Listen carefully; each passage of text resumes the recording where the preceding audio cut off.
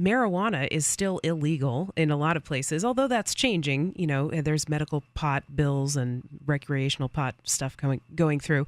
But most public opinion had been in favor. I think it switched over in like the 90s, people saying that they thought marijuana should be decriminalized. And the politics took 20 years to catch up to that. Absolutely. Politicians are way behind the average person as far as what's going to happen. And it's just amazing to me how many people are like, well, we've got to hold the line even though we know we're going to lose on this issue and alienate people and, marginalize. Like, it's just like, my God, really? That's what your ideas are? What if you were the person who got arrested for possession of marijuana in Colorado like the day before the law went into effect? I mean, like, how does that feel? What lesson did that teach?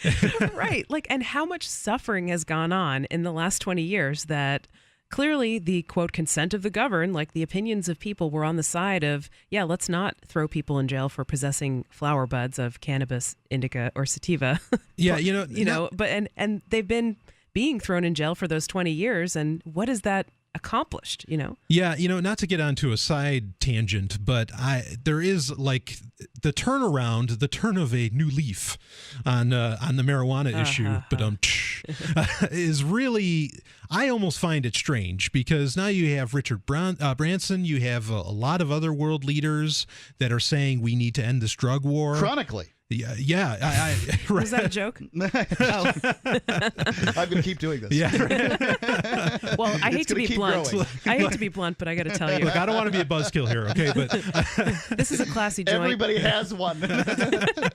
Anyway, but it is odd how many people are pushing for this now and just how quickly it does seem to be changing in the popular mindset. There's a lot of people jumping on the bandwagon. Well, maybe it's the bandwagon, but I can't help but wonder if this isn't just another economy to inject in a failing overall economy, and that's where the change comes from. That it has nothing to do with popular opinion, because popular opinion I don't think has changed in 20 years. I think it's been the same. And why now? And I think it's because everything's crashing. People have been dangling the idea in front of politicians that, look, you can tax marijuana. Nobody would say, it's okay for you to tax the tomatoes I grow in my backyard, Mr. Politician.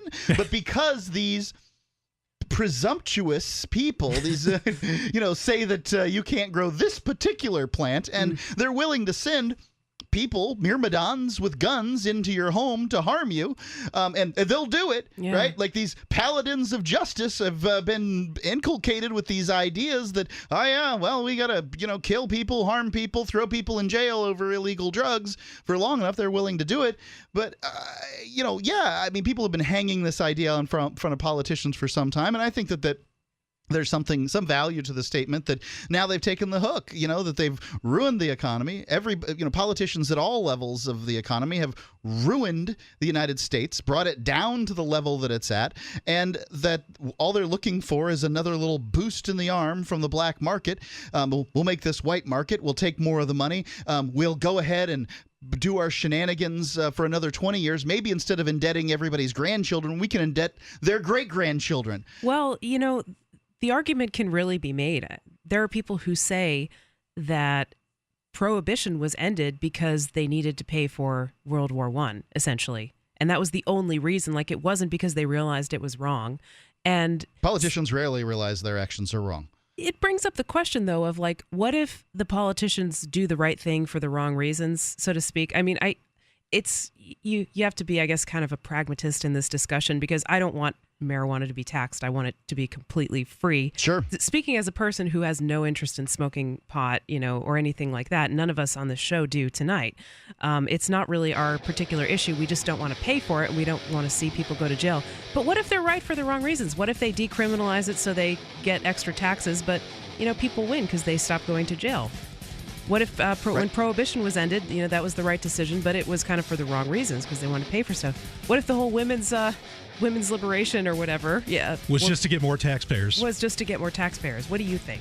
Free Talk Live, 855-450-3733. What if politicians are right for the wrong reasons? Does it matter? Free Talk Live, 7 nights a week from 7 to 10 Eastern, live on the Liberty Radio Network at LRN.FM.